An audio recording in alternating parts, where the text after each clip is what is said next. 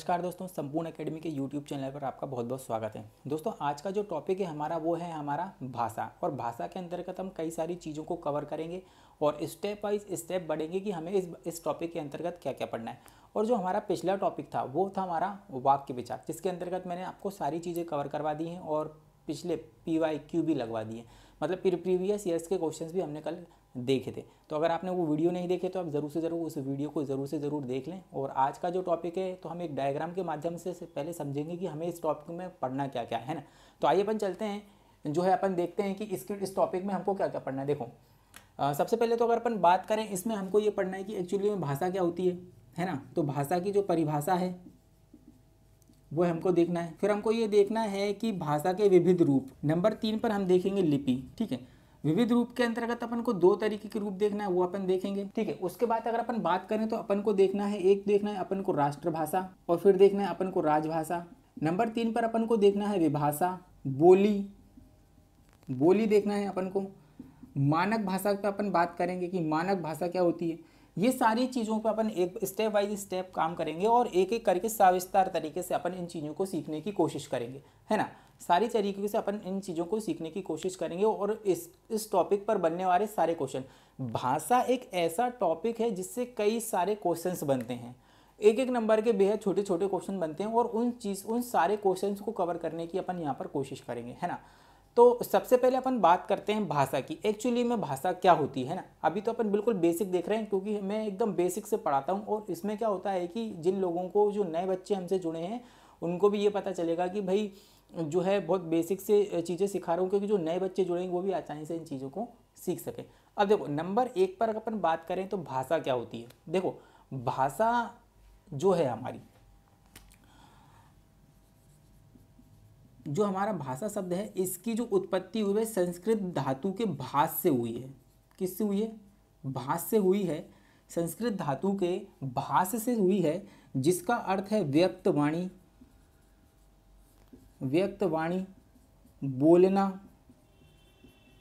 बोलना या कहना, है ना।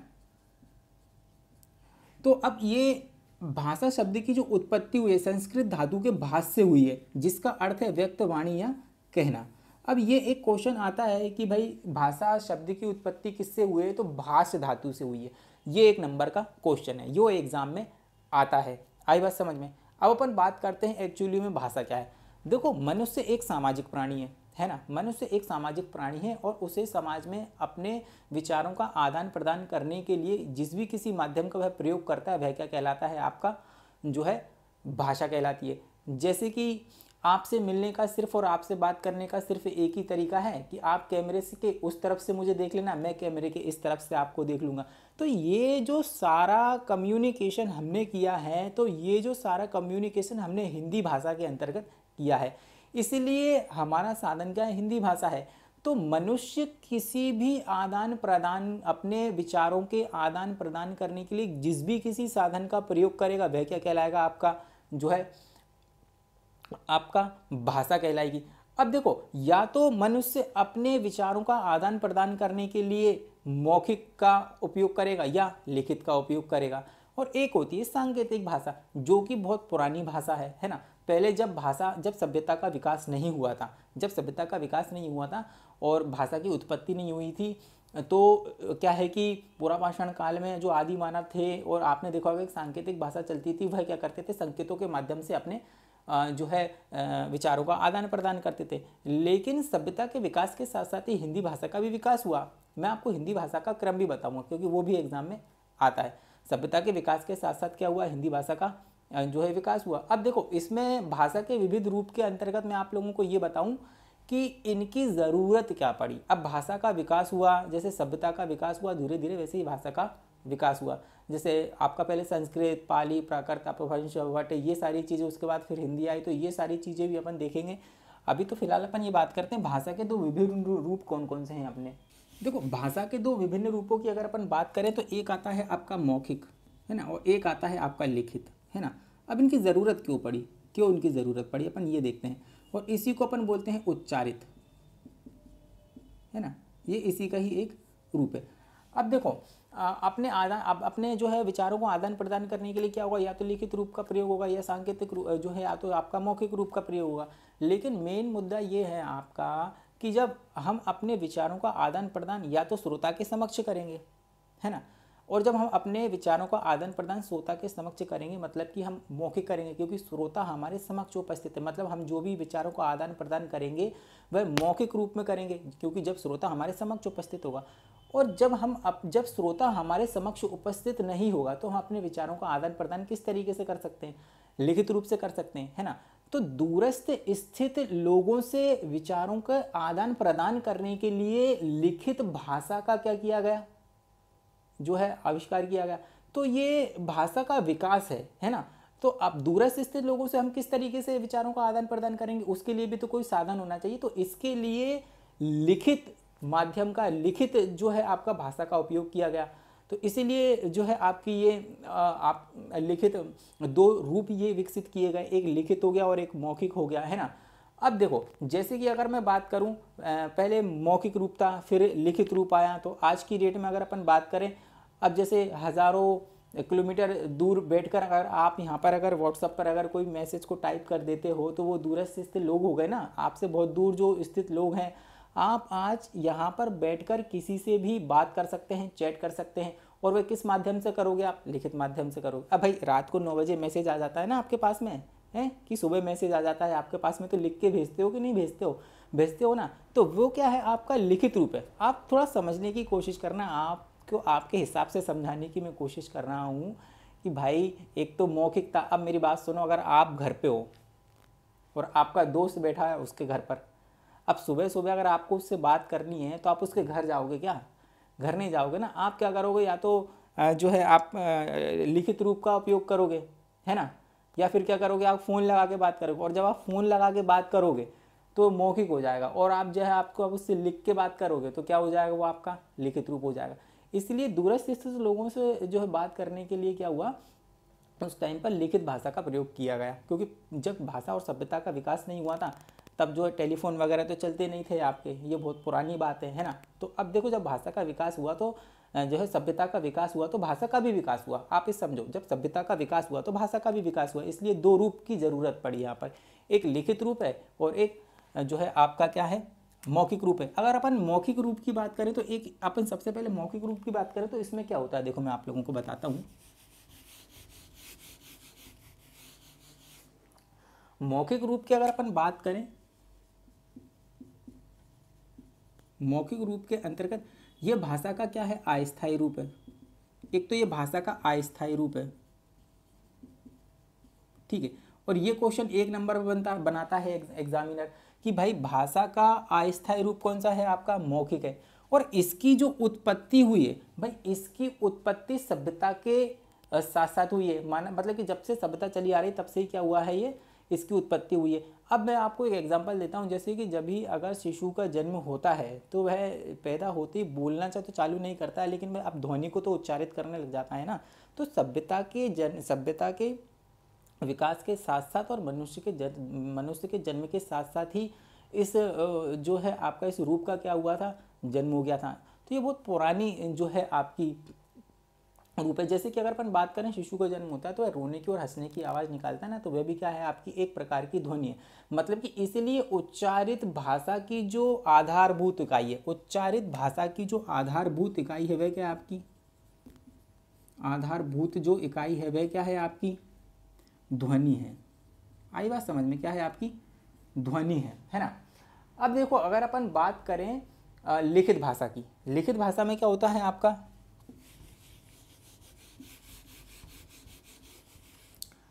लिखित भाषा जो है आपकी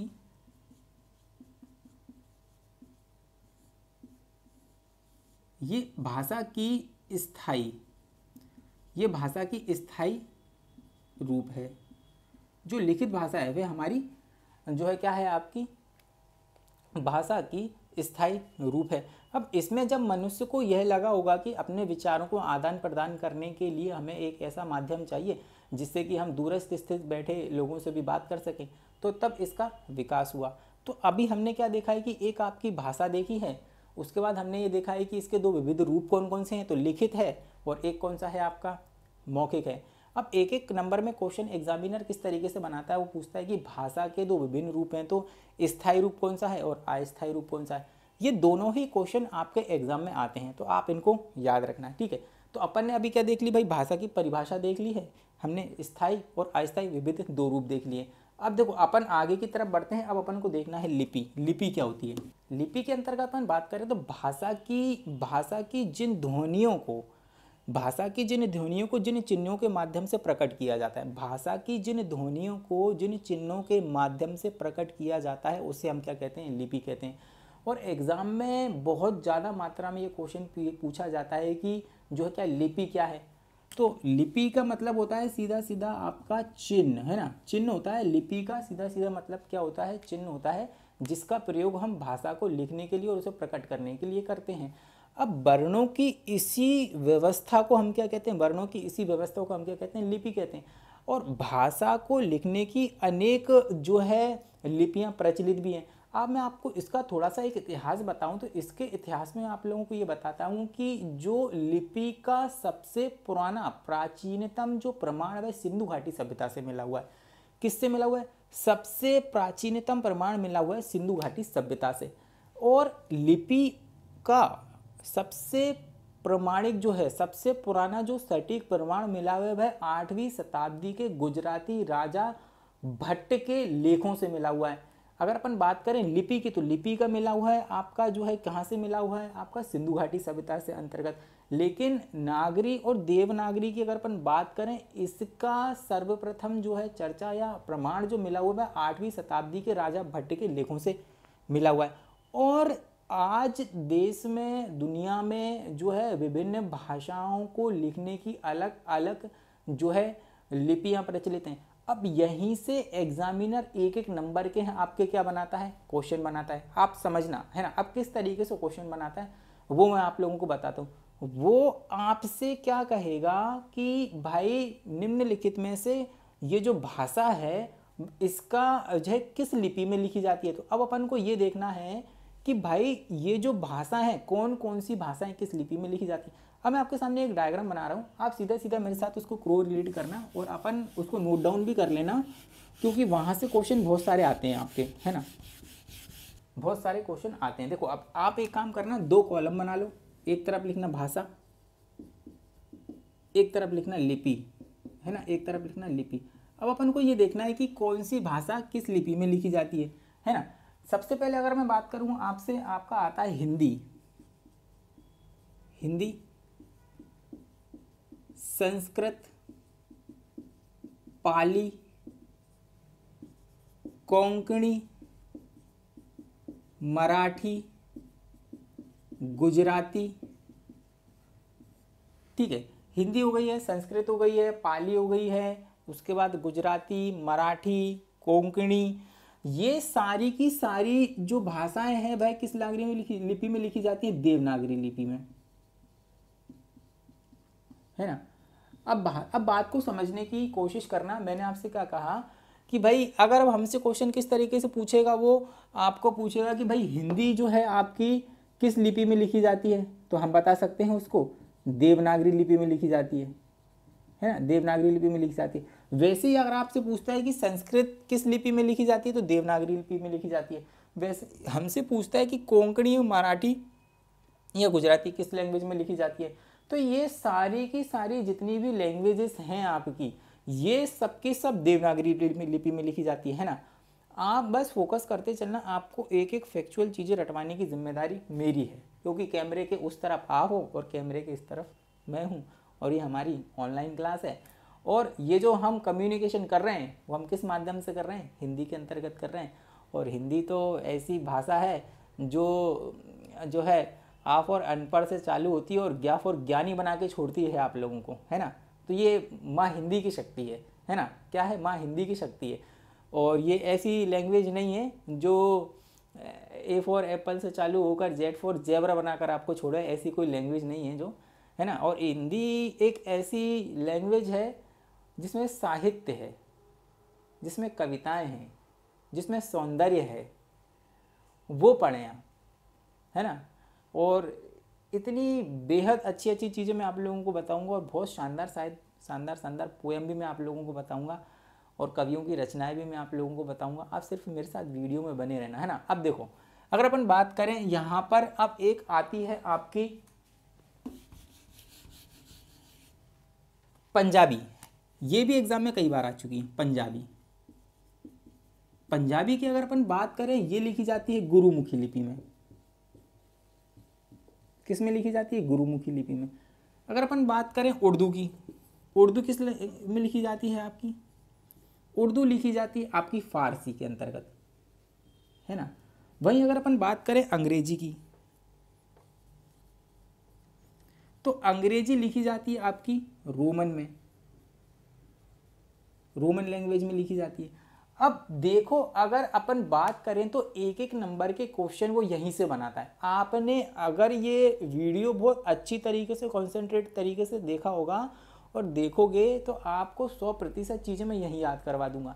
मैंने आपसे क्या कहा था कि आप, मैं आने वाले क्वेश्चन और बनने वाले क्वेश्चन के ऊपर ज़्यादा जो है फोकस करता हूँ, क्योंकि नए बच्चों को ये समझ में नहीं आता कि अगर अपन ये चीज़ पढ़ रहे हैं पर्टिकुलर, तो इसमें से क्वेश्चन किस तरीके से बनेंगे, है ना। तो मैं सिर्फ और सिर्फ उन पे भी बहुत ज़्यादा फोकस करता हूँ कि क्वेश्चन एग्जाम में किस तरीके से बनेंगे, क्योंकि किस तरीके से क्वेश्चन बनेंगे ये बेहद मतलब कि समझ पाना नए बच्चों के लिए थोड़ा सा डिफिकल्ट होता है। इसलिए मैं उन चीज़ों की बात करता हूँ, जैसे क्वेश्चन किस तरीके से बनेंगे। मैंने बता दिया कि भाषा क्या है। भाषा के अंतर्गत मैंने बता दिया कि एक नंबर का क्वेश्चन ये बनता है कि इसकी उत्पत्ति किस धातु से हुई है। फिर मैंने आप लोगों को ये बता दिया है कि भाई लिखित रूप क्या है और मौखिक रूप क्या है, अस्थाई कौन सा है और स्थाई कौन सा है। एक नंबर का क्वेश्चन आपका ये बनता है। एक नंबर का क्वेश्चन आपका ये भी बनता है कि भाई कौन सी भाषा को कौन सी लिपि में लिखा जाता है। अगर अब आपसे एग्जाम में कोई सा भी क्वेश्चन पूछ ले, सपोज करना है कि पूछ ले कि भाई मराठी किस लैंग्वेज में लिखी जाती है, तो लोग बहुत ही कंफ्यूज हो जाएंगे जिनको पता नहीं है कि मराठी किस लैंग्वेज में लिखी जाती है, गुजराती किस लैंग्वेज में लिखी जाती है। इसलिए मैंने सभी जो जो देवनागरी लिपि में लिखी जाती है उनको मैंने एक ही पॉइंट में कवर कर दिया है, जिससे आप लोगों को पढ़ने में भी बहुत ईजी हो जाएगा। वहीं अगर अपन बात करें पंजाबी, तो गुरुमुखी लिपि में लिखी जाती है, उर्दू फारसी में लिखी जाती है और अंग्रेजी रोमन में लिखी जाती है। तो आज के इस टॉपिक में दोस्तों हमने ये डिस्कस किया है कि भाषा क्या है और भाषा के विविध रूपों पे बात की है, और भाषा किस लिपि के अंतर्गत लिखी जाती है ये भी हमने डिस्कस किया, और लिपि क्या होती है ये भी डिस्कस किया है। लिपि मतलब कि एक भाषा को लिखने के लिए जो चिन्हों का प्रयोग किया जाता है वह क्या कहलाती है? आपकी लिपि कहलाती है ना। और ये एक व्यवस्थित रूप होता है वर्णों का, जिसमें लिखा जाता है। और कई सारी लैंग्वेजेस मैंने बताई हैं जो इस दुनिया में है, जिनको लिखने की अलग अलग लिपियाँ हैं, लेकिन जो हमारी एग्जाम में आती हैं वो सारी की सारी आप लोगों को मैंने नोट डाउन करवा दी। आई होप, मुझे उम्मीद है कि ये वीडियो आपको बहुत ज़्यादा पसंद आएगा, और इस वीडियो को ज़रूर से ज़रूर लाइक करें, कमेंट करें, शेयर करें, और संपूर्ण अकेडमी के यूट्यूब चैनल को ज़रूर से ज़रूर सब्सक्राइब कर लें, ठीक है। और टेलीग्राम चैनल पर भी आप हमारे जुड़ सकते हैं। अब नेक्स्ट वीडियो में बहुत इंटरेस्टिंग चीज़ें मैं आप लोगों को बताऊंगा, आपको इतना मज़ा आएगा पढ़ने में।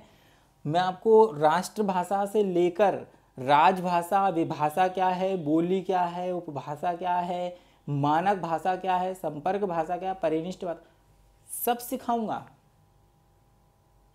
और इतने ज़्यादा क्वेश्चन बनते हैं इन चीज़ों से और बच्चे याद ही नहीं कर पाते हैं, लेकिन मैं आपको इन डायग्रामों से एक एक चीज़ रटवा दूंगा। आप मेरे साथ बने रहना, ठीक है। तो फिर मिलते हैं अपन नेक्स्ट वीडियो में, तब तक के लिए धन्यवाद। ध्यान रखें अपना। जय हिंद।